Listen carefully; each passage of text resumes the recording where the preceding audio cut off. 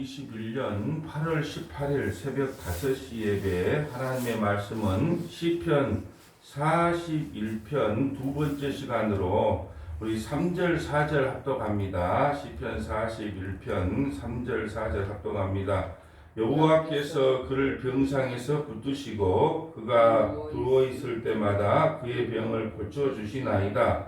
내가 말하기를 여호와여 내게 은혜를 베푸소서. 내가 주께 범죄하였사오니 나를 고치소서 하였나이다. 아멘. 할렐루야. 이 새벽에 나오신 여러분을 환영하고 사랑하고 축복합니다. 오늘 수요일 7시 예배는 요나서는 무엇을 말씀하고 있는가라는 제목으로 말씀을 증거합니다. 우리가 요나서를 읽을 때 많이 오해하는 부분이 있어요. 이것을 이방 선교를 떠나야 된다 하는 선교 사역으로 해석하기도 하고, 또 요나의 불순종이 핵심으로 부각되기도 하는데, 모든 성경은 다 예수님을 증거하고 있다라는 것을 요나서를 통해서 설명하고 있습니다. 우리가 성경을 해석할 때 가장 중요한 키는 예수님께서 말씀해 주셨던 것처럼 이 성경은 다 예수님에 대한 기록이라는 거죠. 그래서 구약도 예수님에 대한 기록, 신약도 예수님에 대한 기록이고, 인물도 다윗이든 아브라함이든 모세든 그 누구도 다 예수님을 모형하고 있고 예수님을 예표하고 있는 겁니다. 오늘 본문을 보면 이렇게 돼 있어요. 여호와께서 그를 병상에서 붙드시고 그가 누워 있을 때마다 그의 병을 고쳐 주시나니. 다윗이 지금 병이 들었는데 이 그 병든 틈을 이용해서 이 구절에 같은 행동을 합니다. 구절에 보면 내가 신뢰하여 내 떡을 나눠 먹던 나의 가까운 친구도 나를 대적하여 그의 발꿈치를 들었나이다. 자, 지금 어떤 배경에서 이 말씀을 했냐 그러면 이 아히도벨이라고 하는 그 책사가 있어요. 아히도벨은 다윗의 원래 책사였는데 압살롬이 반역을 일으킬 때 그 아히도벨이라고 하는 사람이 다윗의 책사임에도 불구하고 압살롬에게 붙었단 말이에요. 그래서 지금 다윗이 이 고백을 하고 있는 거예요. 내가 신뢰하여 내 떡을 나눠 먹던 나의 가까운 친구, 가장 가까운 책사는 가장 가까운 친구잖아요. 같이 떡을 먹는 친구도 나를 대적하여 그의 발꿈치를 들었나이다. 지금 그런데 문제는 지금 이 말씀을 통해서 이 다윗이 당했던 고난을 통해서 무엇을 증거하고 있냐 그러면 예수 그리스도를 증거하고 있다는 거죠. 자, 한번 찾아볼까요? 요한복음 13장 18절 가봅니다. 요한복음 13장 18절. 요한복음 13장 18절.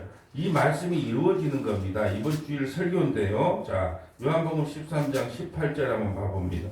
요한복음 13장 18절 보면 내가 너희 모두를 가리켜 말한 것이 아니니라. 자, 예수님께서 발을 씻겨준 다음에 너희가 모두가 구원받은 게 아니다. 구원받지 못한 사람도 있다는 거죠. 가룟 유다를 빗대서 이야기하는 건데 내가 너희 모두를 가리켜 말한 것이 아니니라.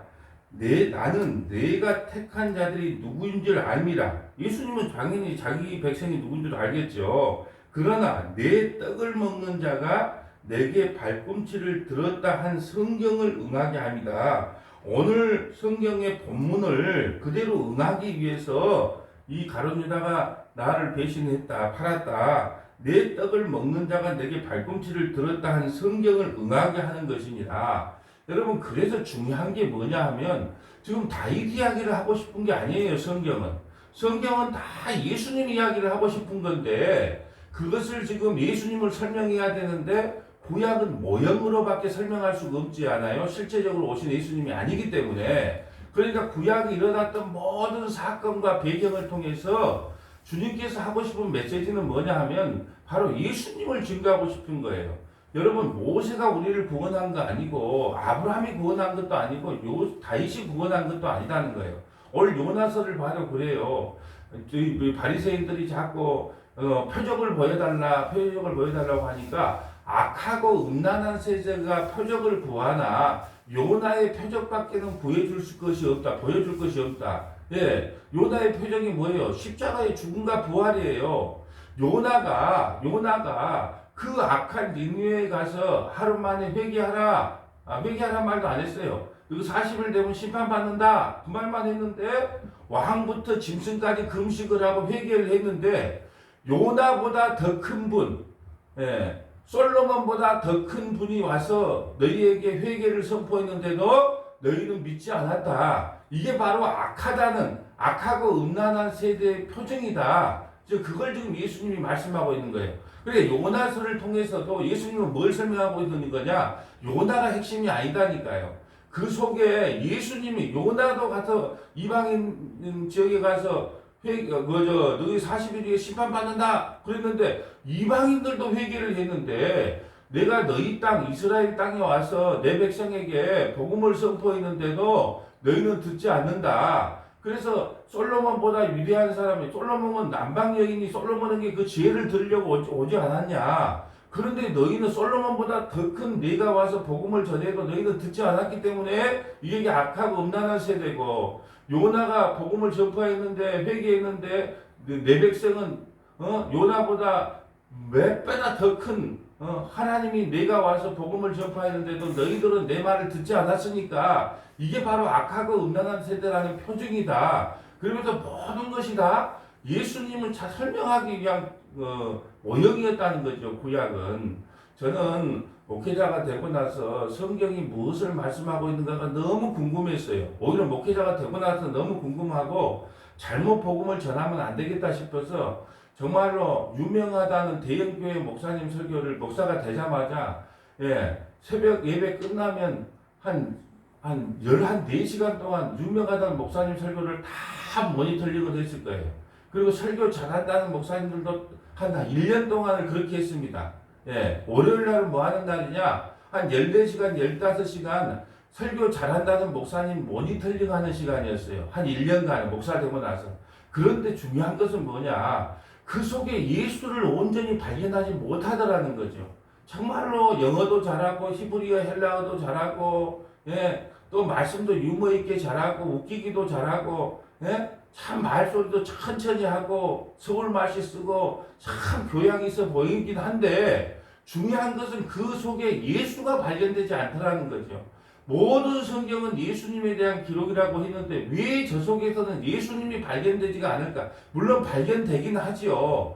그런데 모두가 아니고 희미하게 약하게 그래서 예수를 찾지를 못하구나. 그래서 제가 이래서는 안 되구나 하고 모든 걸 끊고 골방에서 한 10년 동안 성경을 묵상하면서 하나님 예수님을 발견하게 해주세요. 예수님을 좀 발견하게 해주세요. 성경을 통해서 예수 그리스도가 좀 증거되게 해주세요. 그렇게 오직 10년 동안 그 기도만 했어요. 그래서 제가 그걸 하고 나서 한 10년 정도 지나니까 이 성경을 5가지 원칙에 따라서 해석을 해야 그나마 하나님의 의도가 거기서 나오겠구나 해서 제가 5가지 원칙을 한 10년 골방에 있으면서 깨달았는데 첫째는 성경은 항상 문맥을 따라 봐라. 그냥 한 구절 띄어가지고 설교 잘한다 하시는 분들이 다 그래요. 달달달달 외워요. 그래서 한 구절 띄어가지고 하지 말고 문맥을 따라 앞뒤 문맥을 따라 읽어라. 그래야 하나님의 말씀을 제대로 이해할 수 있다. 두 번째는 배경. 어떤 배경에서 이걸 기록했느냐. 지금 오늘 요나서를 보면 아수르는 자꾸 팔레스타인 북이스라엘을 괴롭혔단 말이에요. 그런데 민족주의자였던 요나가 가서 회개하라고 하고 싶겠냐는 거예요. 그 요나의 마음도 충분히 이해가 됩니다. 일본에 가서 내가 지금 우리나라를 침공해 있는데 가서 너희들 회개하고 예수 믿으라고 하고 싶겠어요? 안 하고 싶겠지. 그러니까 어떤 배경에서 이게 기록되는가를 성경을 알아야 되고, 세 번째는 저자의 의도를 알아야 된다. 왜 요나서를 기록했느냐는 거예요. 오늘 왜 시편 41편을 기록했냐는 거예요. 그러면 내일 볼 우리 시편 42편은 뭘까요? 갈급함이면 그냥 갈급함이. 내일 볼 것이 뭐예요? 시편 42편인데 너희들은 잘못된 갈급함을 구하고 있기 때문에 세상의 갈급함을 구하고 있기 때문에 늘 목마른 사슴처럼 살아간다. 그러니까 저자의 의도가 무엇인지를 정확하게 파악하고 읽어야 된다. 네 번째는 구속사적으로 읽어야 된다. 모든 성경은 다 예수님 이야기니까 다 예수가 증거돼야 된다. 예수가 증거돼야 된다. 여러분, 내가 금요일 날 금요 성경 공부할 때는 예수가 증거되지가 않아요. 물론 증거되는 것도 있죠. 교육 시간에. 예, 예수 증거된 것도 있죠. 근데 교육이란 말입니다. 설교와 교육은 틀려요. 교육과 설교를 착각하면 안 돼요. 설교는 예수 그리스도만을 증거하는 게 설교고, 교육은 성도가 어떻게 신앙생활을 해야 될 것인가. 예, 이번 금요일 날은 기도가 무엇인가요? 기도는 어떻게 해야 되고, 대표 기도는 어떻게 해야 되고, 개인 기도는 어떻게 해야 되고, 상기도 할 때는 어떻게 해야 되고, 통성 기도는 어떻게 해야 되고, 기도의 유의점이 뭔가. 예, 그건 교육이란 말이에요. 교육은 예수 그리스도가 증거되지 않을 수도 있어요. 왜? 성도들의 신앙생활에 대한 핵심을 잠어줘야 되기 때문에. 그렇지만 설교는 다 예수로 증거돼야 된다. 그래서 구속사적으로 성경을 봐야 된다는 거예요. 예수가 증거되지 않는 설교는 설교가 아니고 강연일 뿐이다. 다섯 번째는 통전적으로 봐라. 신약과 구약을 연결해서 성경을 읽으면 바로 성경이 해석이 다 예수로 연결된다. 성경이 성경 자체를 해석하는 거예요.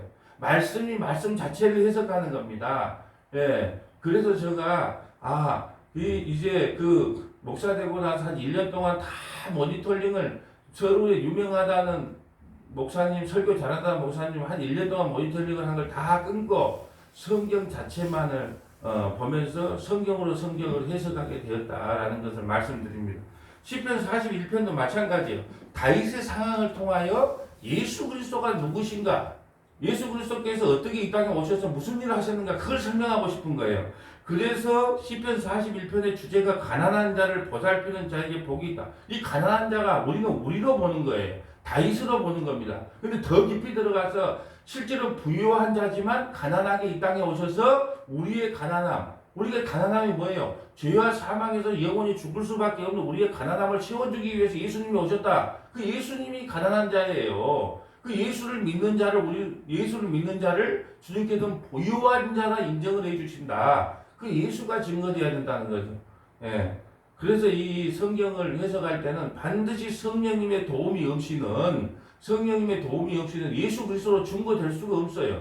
그래서 항상 성경을 묵상하거나 연구할 때는 성령님 도와주세요. 지식의 은사, 지혜의 은사를 다하여 주셔서 하나님의 온전한 뜻이 무엇인지를 깨닫게 해주세요.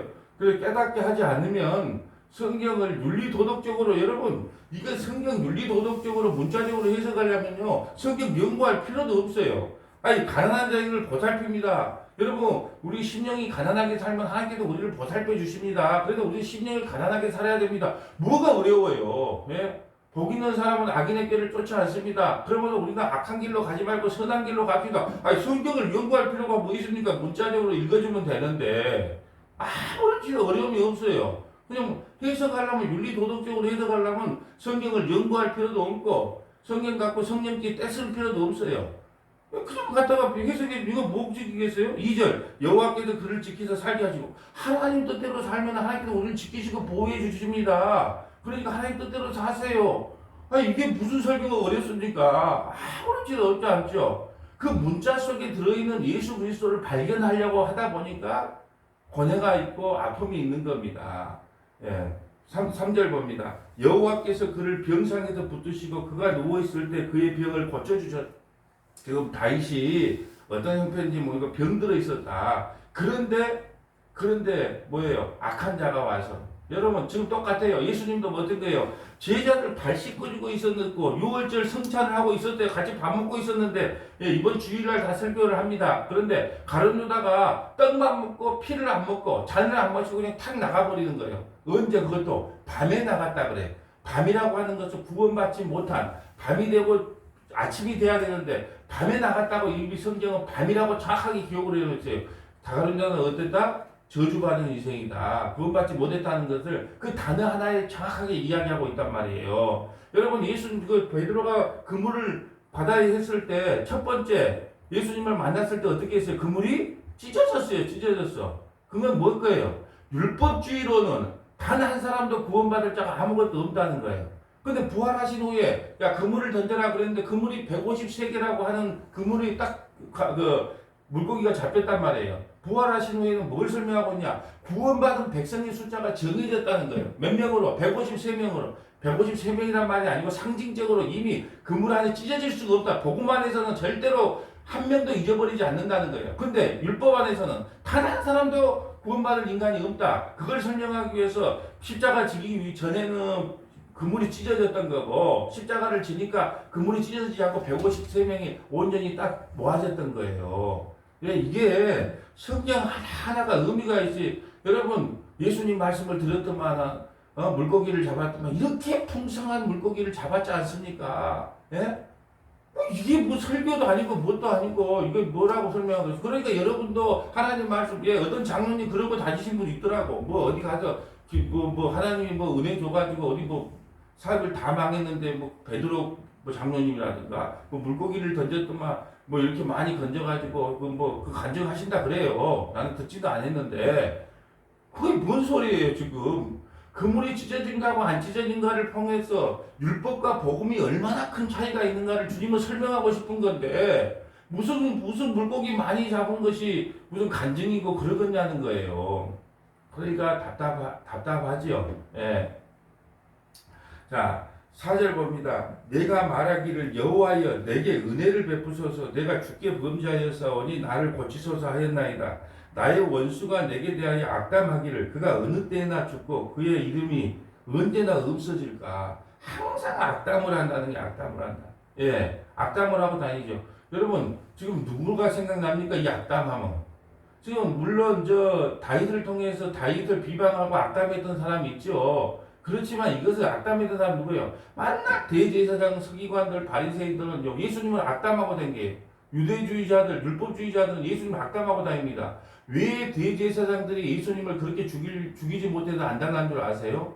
그 성전을 통해서 자기들에게 이익금이 얼마나 많이 옵니까? 양을 갖고 오면 야 이거 빠꾸 너무 뭐 흠졌어. 그러니까 자기네들에게 그 성전에 와서 양을 사기했단 말이에요. 서너 배 폭리를 취하면서. 그리고 성전세라고 또 성전세를 바꾸면서 또 돈을 또 환치기 하면서 또 돈을 받아먹고. 그러니까 성전을 통해서 배가 단단하게 살아가는데 예수님이 와가지고 이 잘못된 제사에 대해서 성전을 엎어버리는 거예요. 그러니까 꼴보기가 싫은 겁니다. 오늘날도 마찬가지죠. 예, 여러분 사람 많이 모인다고 교회 아닙니다. 사람 많이 모인다고 그 다 구원받는 거 아닙니다. 예, 여러분 종교 생활하지 말고 예수 믿으세요. 교회 다니지 말고 예수 믿으세요. 교회 다닌다고 구원받는 게 아니고 예수 믿는다고 구원받는 겁니다. 이렇게 외치면 꼴보기 싫을까요? 아닐까요? 지금 내가 지금 이렇게 큰 교회를 지어놓고 지금 몇만 명을 해놨는데 지금 저런 소리를 해야 죽이고 싶겠죠. 다 이런데 십자가의 복음만을 전하면 야 대단하다가 아니고 원래 비방거리가 되는 겁니다. 그래서 이렇게 예수님도 와서 바리새인들 손 좀 잡아주면서 그랬으면 야 너희들 참 잘했다. 근데 조금만 더 잘하면 안 되겠니? 좀 조금만 수정해주면 안 되겠니? 그랬으면 절대로 고난 안 받았어요. 근데 그거 아니다고 뒤집어 엎었기 때문에 비방거리가 된 겁니다. 그러니까 다윗의 비방을 통해서 우리는 예수 그리스도의 절원과 비방을 배워야 된다는 거예요. 알아야 된다는 거예요. 사슴의 갈망을 때 내일 할 사슴이 목말라서 그 갈증 나는 것을 통하여 예수 그리스도를 발견해야 된다는 거예요. 예수 그리스도에 대한 갈망이 없는 자는 모두가 다 목마른 자다. 지옥을 경험하고 살 수밖에 없다는 것을 내일 또 새벽 예배를 통해서 우리는 또 배워야 됩니다. 6절에 나를 보러 와서는 거짓을 말하고 그의 중심에 악을 쌓았다가 나가서는 이를 널리 선포하며 나를 미워하는 자가 다 하나같이 내게 대하여 수군거리고 나를 헤아려 꾀하며 이르기를 악한 병이 그에게 들었으니 이제 그가 눕고 다시 일어나지 못하리라 하며 악한 병이 걸렸다며. 다윗은 그런 거예요. 네가 하나님 마음에 합당한 자라는데 어떻게 악한 병이 걸려? 그래요. 네가 하나님의 아들이라면 십자가에서 한번 내려와봐. 그러면 내가 믿을게. 다 이런 내용이에요. 그러니까 지금 다윗의 조롱을 통해서 예수 그리스도가 증거되는 거예요. 예수님도 이 땅에 가서 침뱉음을 당하고 조롱을 당하고 우롱을 당하고 모욕과 수치를 당하고 그런 삶을 살았다는 겁니다. 9절에 내가 신뢰하여 내 떡을 나눠 먹던 나의 가까운 친구도 나를 대적하여 그의 발꿈치를 들었나이다. 아이도벨이 배반한 것처럼 자기의 책사 다윗의 책사 아이도벨이 배반한 것처럼 나의 12명의 제자 중에 그 가룟 유다가 나를 팔아서 하나님의 뜻을 응하게 했다. 예, 그것을 그대로 설명하고 있는 거예요. 그래 하오나 주 여호와여 내게 은혜를 베푸소서 나를 일으키사 내가 그들에게 보응하게 하소서 이르소서 내 원수가 나를 이기지 못하오니 주께서 나를 기뻐하신 줄을 내가 알아. 이거 뭐 우리가 알잖아요. 아이도벨하고 압살롬하고 이렇게 합작을 해서 다윗을 공격을 했지만은 결국은 그 압살롬이 죽음을 당하고 다윗이 다시 회복했잖아요. 마찬가지 예수님은 십자가가 예수님에게는 실패로 보였단 말이에요. 아, 우리가 승리했구나. 우리가 승리했구나. 3일 천하로 끝났어요. 그런데 예수님이 3일 만에 부활하셨네요. 똑같은 거예요. 여러분 보세요. 지금 다윗이나 솔로몬이 이방 나라를 무찌른 것은 사탄을 무찌른 것을 원형적으로 설명한 겁니다. 결국은 하나님께서 사탄 마귀를 멸절을 시킬 것이라는 걸 설명하기 위해서 적군을 물리치던 거예요. 다윗이 압살롬과 아이도벨을 무찌르고 다시 왕위가 회복됐단 말입니다. 이와 같이 예수님께서도 십자가에서 죽으심으로 말미암아 원수들이 기뻐하지 못했다는 거예요. 부활하지 못했다면 원수들이 우리가 이겼구나, 승리했구나, 창가를 불렀겠지만 승리하지 못했다는 거예요. 그래서 3일 천하로 끝났다는 겁니다. 그러니까 다윗의 생애를 통해서 정확하게 예수를 모형하고 있는 거예요.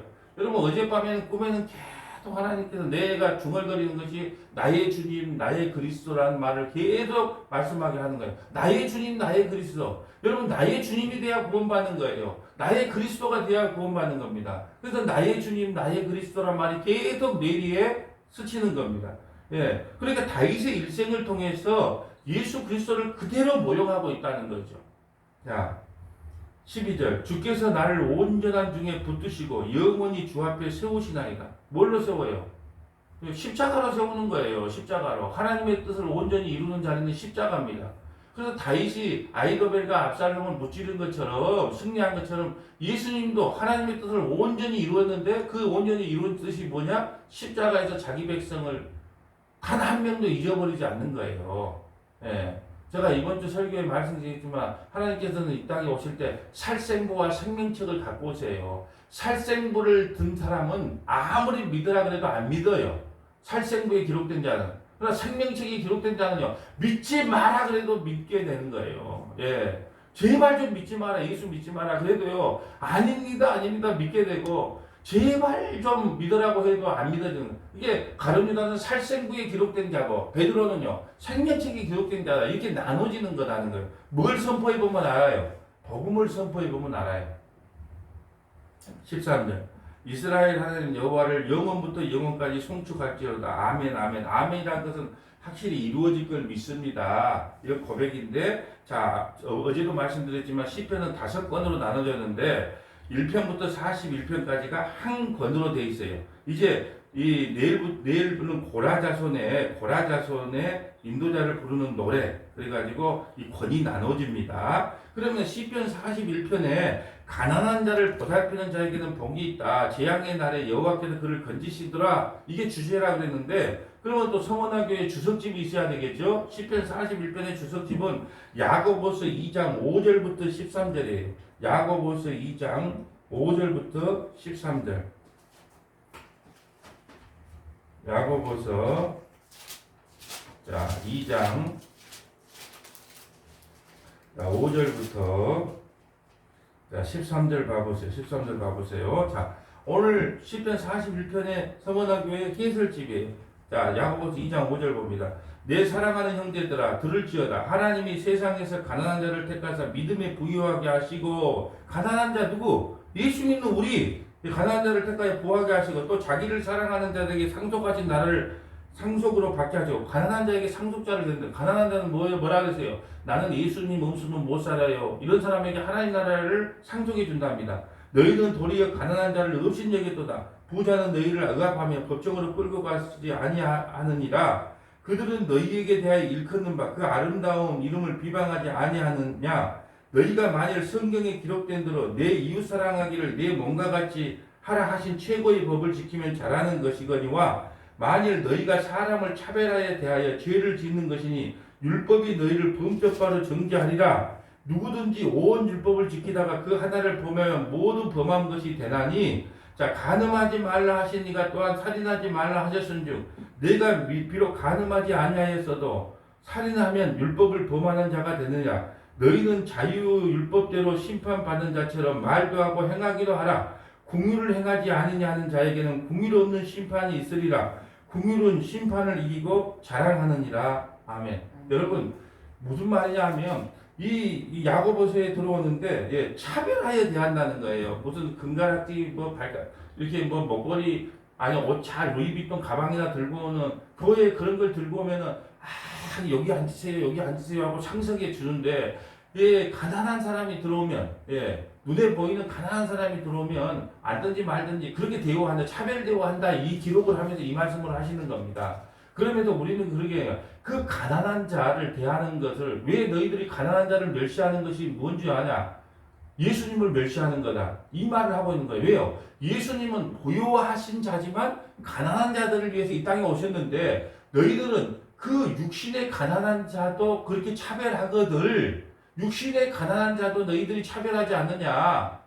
루이비통 가방 든 거하고 시장통에 5천원짜리 가방 들고 교회 온 사람도 차별하는데 그 눈에 보이는 것도 차별하는데 어떻게 부유하신 가난한 자로 오신 예수님을 영접하고 믿겠느냐? 그 속뜻은 그거란 말이에요. 눈에 보이는 가난한 자들도 그렇게 차별되고 하는데 예, 영적으로 가난하게 오신 그 예수님을 너희들이 어떻게 믿겠느냐? 지금 그 말씀을 하고 계시는 겁니다. 여러분 말씀을 정리합니다. 시편 41편에서 우리에게 하시고 싶은 메시지는 뭐냐 하면 가난한 자로 오신 예수님은 부유하신 분이죠. 하늘과 땅을 창조하신 그 천지전능하신 하나님이시지만 우리를 죄와 사망에서 구원하기 위해서 연약한 인간의 몸을 입고 오셔서 가난하게 이 땅에 오셨다는 거예요. 그 가난한 자, 그 힘없고 나약한 자, 십자가에 죽으신 예수 그리스도 그 자를 믿는 자만이 영원한 구원을 얻는다는 거예요. 여러분 예수님이 이 땅에 멋지게 정말로 천군 천사를 대동하고 멋지게 왔다 그러면요 믿지 마라. 왜? 부유한 자로 보이거든요. 그러면 믿지 마라 그래도 믿었을 겁니다. 그런데 가난하게 일부러요 역설로 오신 거예요. 가난하고 비천하고 보잘것없는 모습으로 왔다는 거예요. 그런데 너 이렇게 가난하고 비천한 나를 믿을 것이냐? 믿는 자에게는 구원이 있을 것이고 믿지 않는 자에게는 영원한 심판이 있다는 사실입니다. 예수님 믿고 구원받는 저와 여러분 되시기를 축복합니다. 거룩하신 하나님 감사합니다.